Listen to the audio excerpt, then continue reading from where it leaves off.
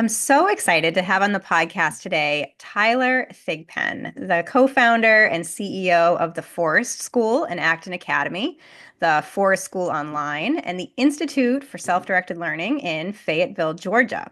Tyler is also an academic director at the University of Pennsylvania Graduate School of Education and a guest lecturer at Harvard University Graduate School of Education.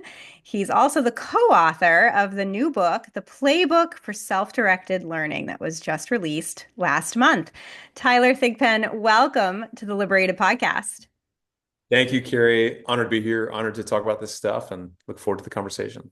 I'm so glad to have you on the podcast. I've been wanting to have you on for a long time. I love the work that you're doing at the Forest School and with the Institute for Self-Directed Learning. And then you have your new book out. So I thought this was a great time to have you on the show to talk about all of these good things. Let's start, though, Tyler, if we could, with your origin story of how you got into education to begin with, and then maybe the path from education to sort of the philosophy of self-directed learning. Sounds great. And I'll say, Kerry, too, thanks for your work. The storytelling is so helpful.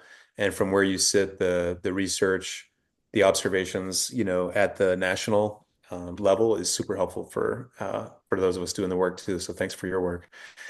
There's two stories that pop for me when it comes to my origin story. I'll tell them briefly. First of all, I'll just say my mama is an educator and taught in elementary schools, Title I schools in the rural Southeast for over 4 decades. And she's actually the reading specialist at our school now. So and everybody calls her Gigi. Ah, She's the school's Gigi. She's amazing. Her name's so Joan. great. Yeah, Joan Thigpen. I love Um, it. when I was 12 years old, my Gigi, my mom, and my dad told me that when I was 16, if I wanted to buy a car, I'd have to pay for it myself.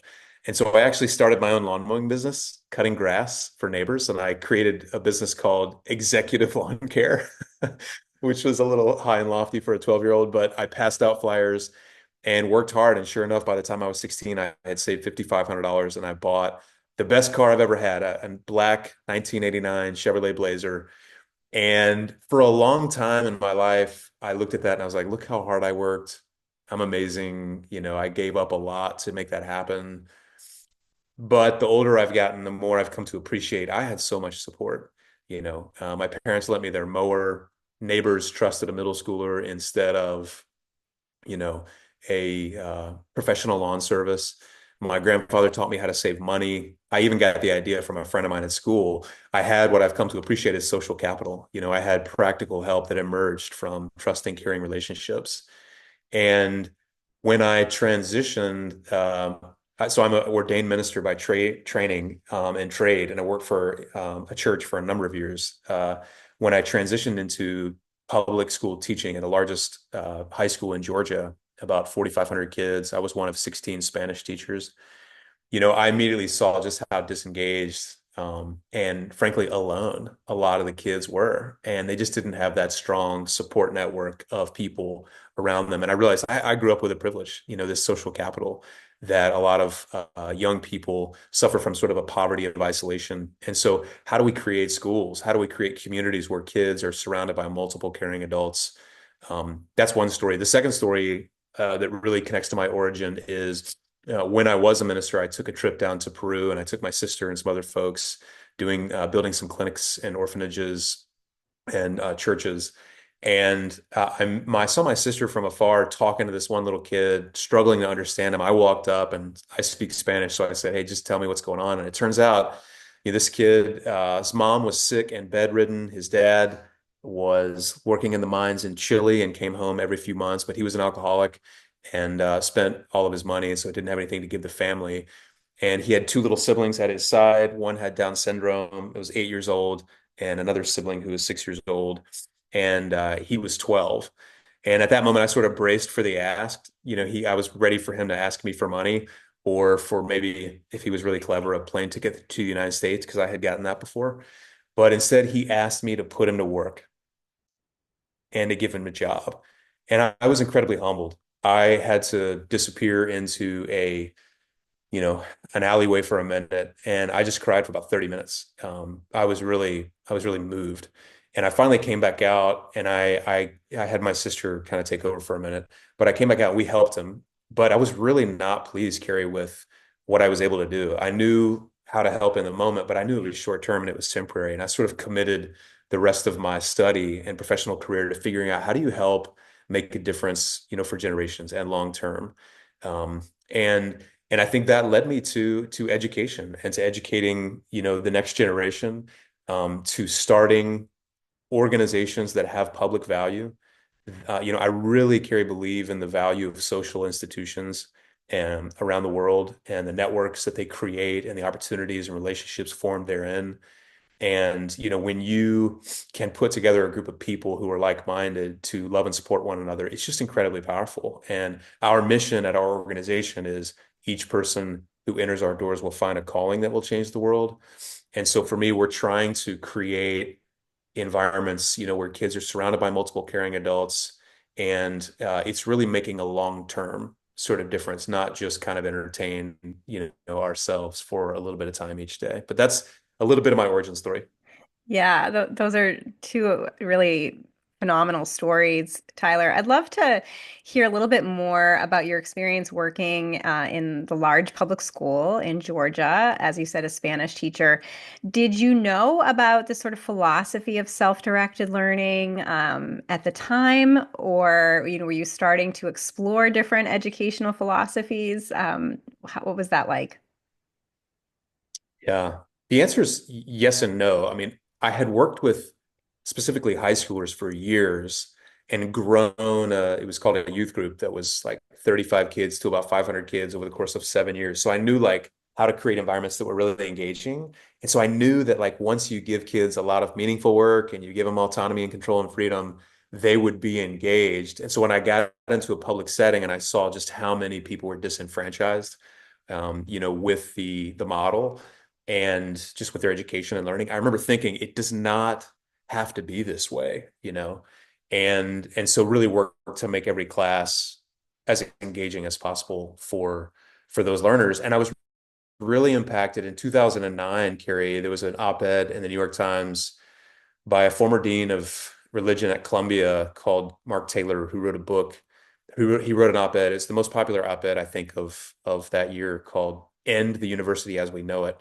And it was somewhat controversial, and he argued for a number of things. But in it, he argued for dissolving the traditional curricular silos of math, science, social studies, language arts, and instead reorganizing curriculum around real world issues, real world problems.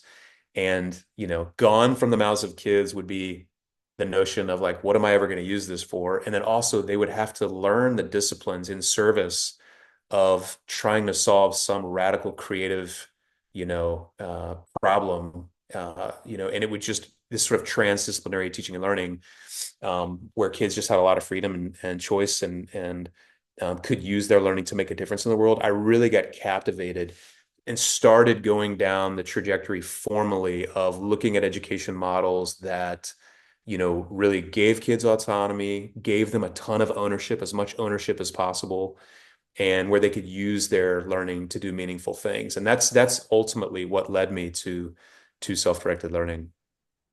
Well, and of course, 2009, it sounds like the year of this op-ed was also the year that Jeff and Laura Sandifer launched the first Acton Academy in Austin, Texas. And Acton Academy now a network of over 300 learner-driven schools around the world, serving thousands of learners, the Forest School being one of those Acton Academy schools. So did you discover Acton Academy, or I guess what was the pathway to sort of discovering Acton Academy? Kind of post 2009. Yeah, great question. I did not discover it at first. It took me a hot minute, and really appreciate the early work Jeff and Laura and some of those early founders did. We've been a part of the network since 2017, and so we are OG in that sense. And it's a great network.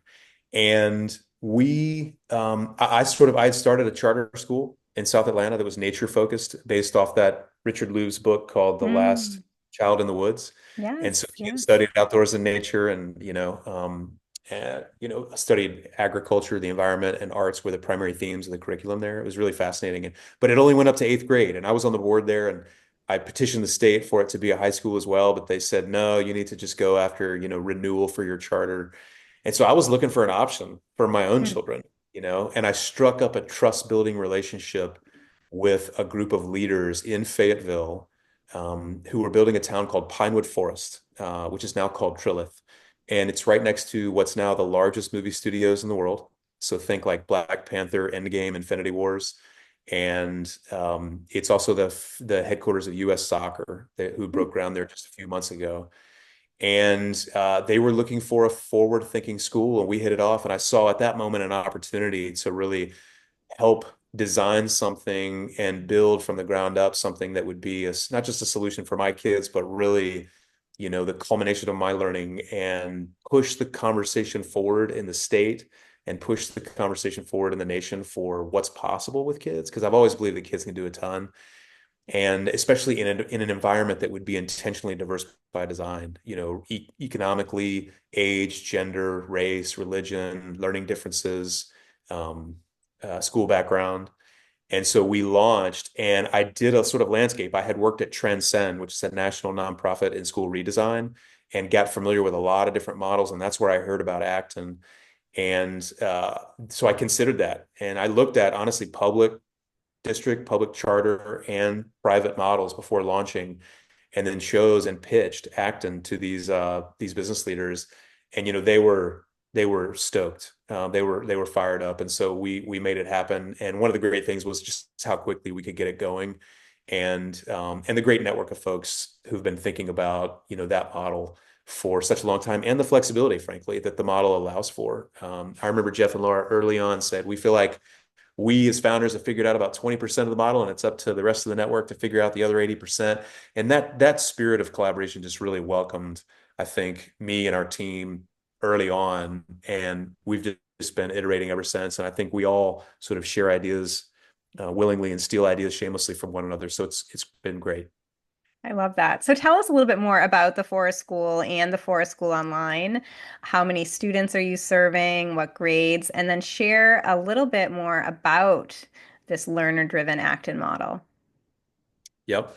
So just from a scope standpoint, the our in-person school, the Forest School and Acton Academy, has 162 learners, ages 3 through 18, so pre-K 3 through grade 12. We're in our seventh year, and we've graduated a number of graduating classes to uh, enter directly into career, like for example, the film industry or storytelling industry or quick service owner operator industries or colleges. Most of them go to college, and some of our nation's most elite, the West Point Preparatory Academy, Howard, Georgia Tech, Mercer, all sorts of public and private institutions.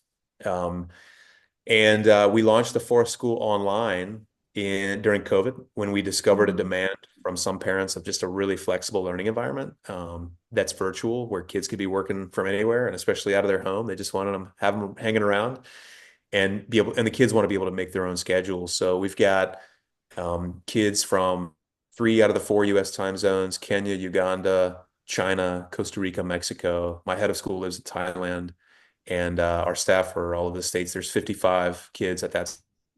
So we're micro schools, and we're not planning on growing any bigger. Our version of scale, Kerry, is through our Institute for Self-Directed Learning, where we do research and we do leadership training and consulting, and we've helped launch a number of schools and help leaders, to do this work as well. But in terms of our learning model, I mentioned the mission already. We're trying to graduate learners that have learned to be great people, that have learned to do key marketplace skills, that have learned to learn for themselves, and that have learned how to live together in an intentionally diverse environment. And so we have guides that are Socratic instead of teachers, and all Acton academies do. We don't have grades. We have badges, kind of like in Scouts, and we actually sent the nation's first mastery-based transcript. Hadley Lewis sent that transcript to 5 colleges and was accepted to all 5. And Mhm. really, if you don't know about the mastery-based transcript for your listeners, It's kind of like a LinkedIn for kids where you get to showcase your best work and then your unique competencies and skills so that college admissions officers can really understand, who you are, what you're about, what you've experienced. In terms of the school model, it's self-directed, so learners set their own goals every day. They get great accountability through what are called running partners, which are peers giving them feedback on their goals. It's self-paced, so you can go as fast or as slow as you want. We have some learners who've chosen to go slow. And one of my children, I have four children at the school, one of my children being one of those as an example. And then we have some who go fast. We have two learners who will have finished high school in 3 years instead of four, and then everything in between. Apprenticeships, lastly, will start at middle school, Kerry. So an apprenticeship, every middle schooler will do a 40-hour apprenticeship per year, and every high schooler will do 4 apprenticeships per year. So if you're with us middle and high, you will have done over 20 apprenticeships. And I don't know about the kind of school you went to, but for me, I had no idea of what I liked or didn't like. But our kids tend to graduate having at least a strong sense of what they do not want to do. And some of them have a pretty good sense of where they want to be heading. But our hope is that they have those purpose-seeking skills that they can apply, and the agency, frankly, the agency to be able to learn anything by the time they're 18. Hmm. I love that you have this micro and macro perspective, Tyler, right? You're running a school that's successful, over 160 students. You're now expanding sort of online and through the Institute for Self-Directed Learning. But you're also looking more nationally, more globally with some of the work that you're doing in academia through your roles at the University of Pennsylvania and the Harvard Graduate School of Education. I wonder if you could talk a little bit about your academic work, and maybe how you're influencing the conversation there around unconventional education and especially self-directed learning. Absolutely. I think it's a really fascinating time in higher ed, Kerry. In terms of what I teach, I've taught over the last 7 years, leading school transformation, a new school models design lab where we lead leaders to go through a design process to develop a blueprint, a conceptual model for a new learning model, whether that's in a district charter or private setting or out of school setting, frankly. Introduction to Teaching with AI is a new course that I've been teaching, especially the leadership track with four other great professors from Penn who are experts in AI. And I'm more bringing the leadership perspective, but that's super fun. Project-based learning for system level leaders, and how do you thread that through an entire organization? Because those of you who love project-based learning know that there's a lot of barriers to doing it well. And, how do you, as a leader, how do empower your teachers? And then how do you get the buy-in that you need from all the stakeholders to be able to do that kind of work? And then, at Harvard, the work is deeper learning. It's teaching in those deeper learning courses and about how to achieve deeper learning at scale. And then from a leadership perspective with doctoral students, it's about systems level change, like what sorts of mechanisms and levers are available to us to push against the ocean and just move things in a different direction. And in terms of what I'm seeing, I'm definitely seeing a hunger for self-directed learning. And again, there's a lot of different words that people use: learner-led, learner-driven, self-determined, self-guided, self-leadership, self-directed, student agency, all these things. The Venn diagram is strong with those terms. Um, and I think what has piqued people's interest, especially parents, is, when March 2020 rolled around and basically the world went remote for learning, we could tell in an instant which kids under the age of 18 were owning their own learning or waiting around on adults to telling them what to do. And most of the country, if we're honest, most of the country was just waiting around on adults telling them what to do. We saw our kids at Forest not lose a beat. They didn't skip a beat. Academically, socially it was challenging like it was for everybody. But when we thought through why that was the case, and our school was included on a national survey, it was like what made them so well prepared. We were one of the only independent schools listed on that. When we were asked, like, why did it go so well? I think it wasn't, we're not wizards. It wasn't like magical. It was just like our kids set goals every day, and they had agency, they had autonomy, they had freedom and authority to make choices and live into the consequences. And they were used to that, you know. They were used to not waiting on somebody to tell them what to do, but to setting their own goals, you know, and then seeing what happens. And then, of course, they did have some experience with e-learning platforms, which helped. But I think in that moment, Kerry, we saw in the nation a sort of an aha, like, wow, maybe we're maybe we're explaining too many things. Maybe there's not enough productive struggle in our nation's classrooms, you know. Maybe we can make our schools more learner centered. And so I'm heartened. I'm very encouraged by, you know, how many leaders and educators, you know, are trying to do this in different ways. Yeah, you said they're trying to make our schools more learner-centered, and that's really a primary focus of your brand new book, The Playbook for Self-Directed Learning, a leader's guide to school transformation and student agency that just came out last month. This book seems to be geared mostly to district leaders, superintendents, school leaders like principals or teacher leaders, really those folks who might want to be entrepreneurial within an existing system, and especially in conventional schools. What are some of your kind of key tips or takeaways for educators working within a conventional system who do want to be innovative and especially more focused on learner-centered education? What are some of the key tips for them? Yeah. It's a process that I would recommend, Carrie. And the reason our book speaks to that audience is because we work with a lot of founders and a lot of entrepreneurs who are starting something new. And when you start something new, it's exciting, it's hard, incredibly hard. But it's also in many ways easier to like go ahead and start with the end in mind Yeah. and invite people to join you in that. But of course, most of the system is not there. And so we want to be as practical as possible. So through our consulting engagements over the years that we've done with multiple different long-term consulting engagements with partners, we've learned a process that is kind of fun. And basically, you know, we're not trying to reproduce Forrest, but we've identified some principles that are true for learner-centered, self-directed environments that really create student agency. And that those are the basic chapters of our book.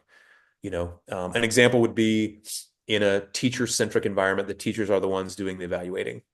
In a learner-centered environment, learners are primarily they're self-evaluating, they are evaluating their peers, or they're getting evaluation from experts or from users, you know. Mm. Um, and so and then you can imagine a spectrum, right? And then there are many different examples of schools and classrooms along that spectrum of like where the teacher's doing only the evaluating versus like the teacher's not evaluating at all. They're just a guide, and then everything in between. And so we go into in each chapter, we go into like different ways in which to structure that evaluation. Um, and so what we've done is we've identified about 13 of those principles, and we teach them, or we explore them with educators who are already teaching. We say, hey, this is the main idea, and you know we'll teach for understanding, and for the most part, teachers really resonate with them. They're like, oh yeah, that makes sense. And then what we'll say is we'll say, okay, bring us one of your lessons for the future, something you're going to do next week or something you're going to do tomorrow. So they'll bring in a lesson. And then we'll say, okay, look at all these principles. What are one or two things you could do to make a change to that lesson, to tweak it, to make it a little bit more learner centered? And what would that be? And then Mm. they'll brainstorm and they'll come up with ideas and they'll share and then they'll share with one another and they'll get great ideas. And then they'll, well, let's run an experiment. So they'll run an experiment in their classroom and they'll learn from that experiment and it will either succeed or fail and they'll learn from that and they'll bring that back into the next meeting and then they'll try something else, you know, but they'll slowly, surely, over time, step by step, giving learners more and more control and figuring out what they as educators can let go of. And then at some point, if you stop and you ask them, you say, okay, y'all, what are the barriers as teachers that you're facing in your context that if they were gone, you could go even more, you could go even farther, and they will tell you the barriers. And if you have leadership that's bought in, the superintendent, the head of school, whoever it is, the principal, if you have leadership that's bought in, they'll say, tell me what those barriers are because we want to remove them. Or if we can't remove them, we want to tweak them. And if we can't do anything about them, then we just want to tell you, like, hey, we got to live within this constraint, you know? And then I think having that back and forth with the teachers and the leaders And slowly doing that over the years, we've seen some promising results. And we talk about some of those stories in the book, but that's the tip and the process that I would sort of recommend. Yeah, I love that focus on sort of bite-sized changes. How do you make this one assignment or this one project to be slightly more learner-centered? And then along with that is identifying some of these barriers. Of course, most of the founders who I speak to on the podcast, including you, are former public school teachers. Many of them grow disillusioned with a lot of the sort of bureaucratic barriers and hurdles that they're finding in the conventional school system. They're trying to be innovative and they feel like they're getting roadblock after roadblock, and they feel that the only way to really do the kind of teaching that they want to do or be the kind of educator that they want to be, they have to leave that system and create their own model. So it's great to hear that you're finding success within the system through some of these innovative approaches. I wonder if you can share maybe even a sort of a high level example of what you're seeing in some conventional school districts that are moving in this direction. Yeah. So we worked with a group of a math department in a high school in north of Atlanta, North Hall High School. We talk about this in the book, but and they had probably 15 teachers, that went through some trainings with us. And one of them was just so, fired up. They wanted to take the biggest risk, the biggest bet. And so they said, all right, here's what I'm going to do. I'm going to give all of my students all of the standards for the whole semester and just say, go learn those. And I'm going to give them all the resources that they need. I'll be available for questions. I'm going to give them videos. I'm going to give them books. I'm going to give them time. I'm going to give them space. And then when they're ready to prove mastery, I'm going to let them come and prove mastery to me in any way that they want to, as long as they do it by, a certain period of time. And they did. They Mm. did it.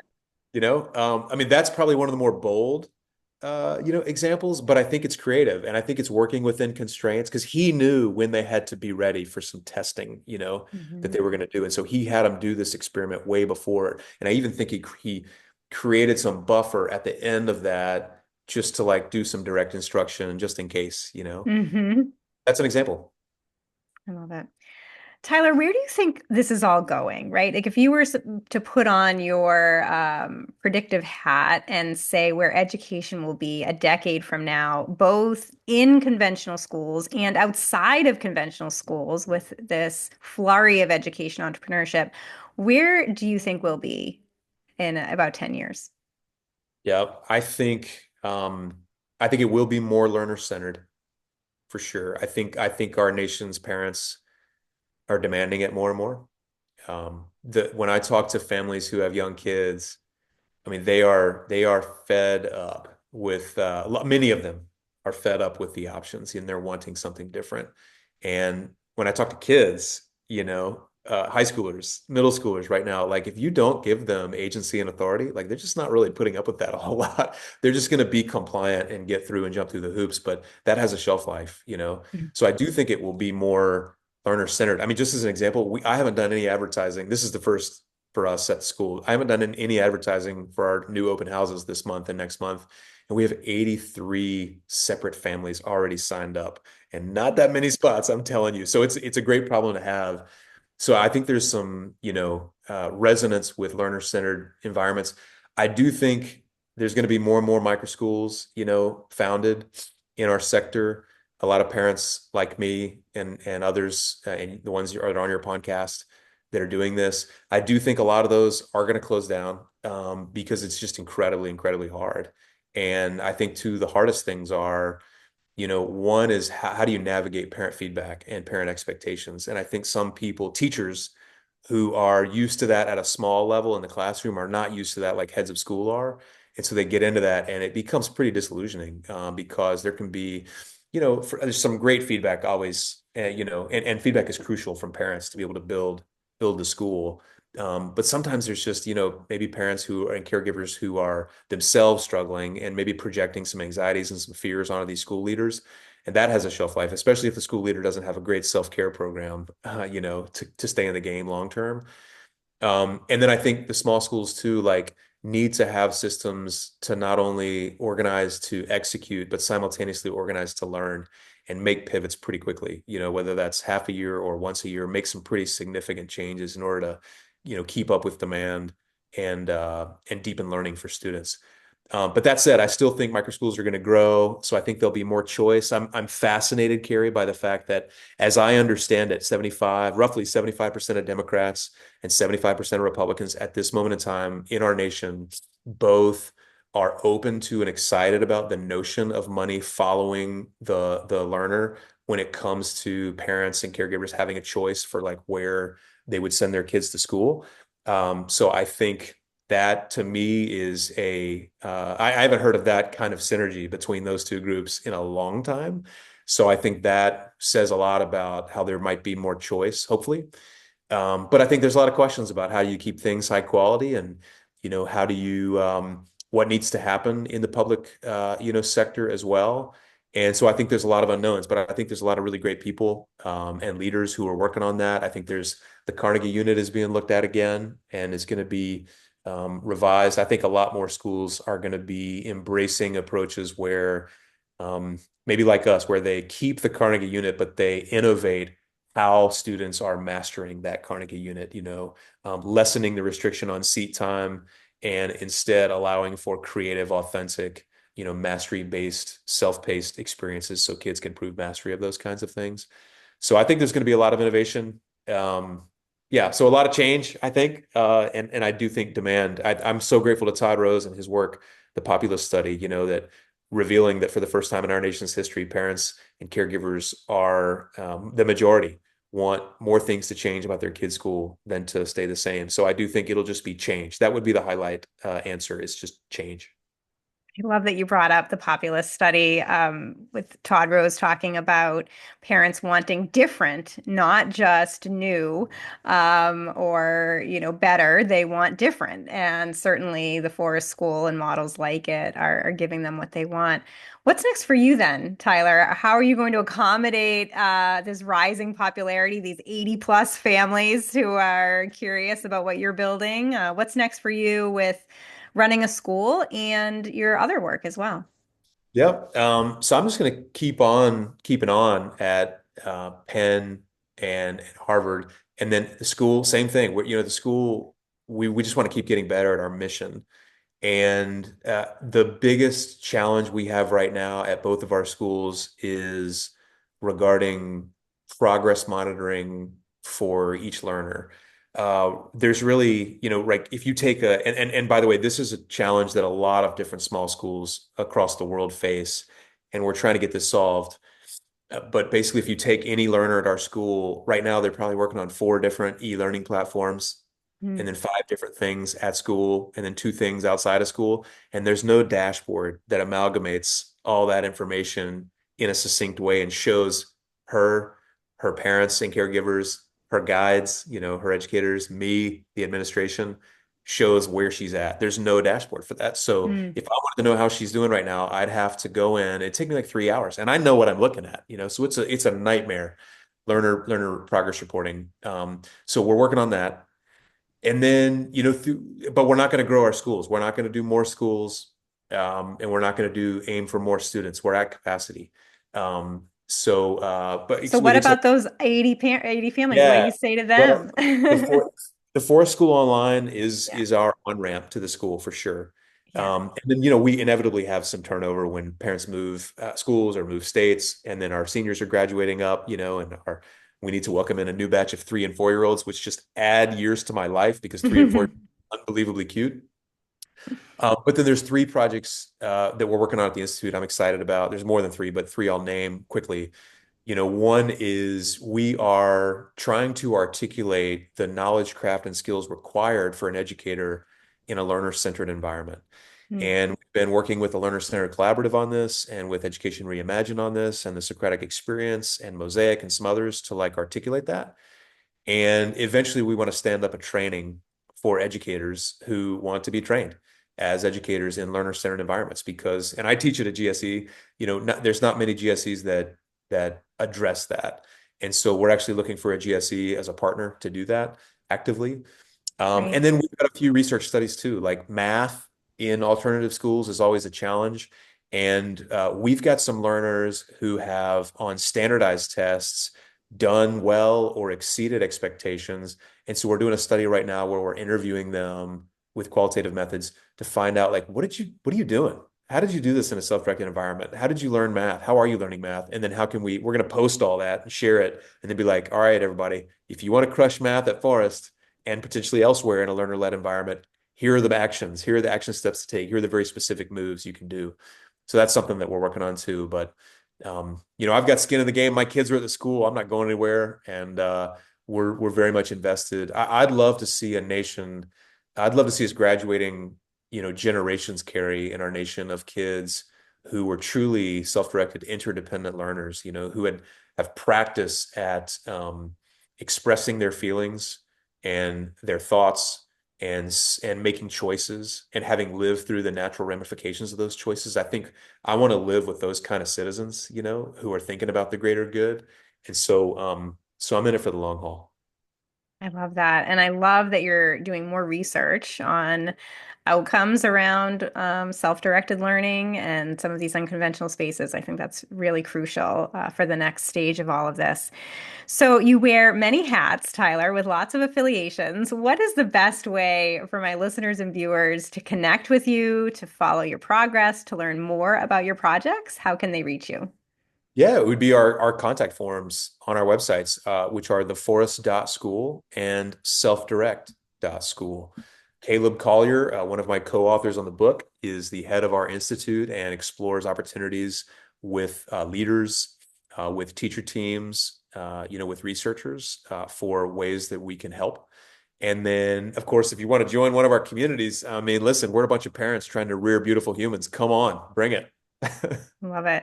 And I'll also put a link in the show notes to your new book, The Playbook for Self-Directed Learning, which I think is a great resource, especially for folks working within conventional schools who want to incorporate some more learner-driven education techniques into their classrooms. So, Tyler Thigpen, thank you so much for being on the LiberatED podcast. Thank you, Kerry. Thanks for the time and the questions, and thanks for your work, and thanks for shouting out the book.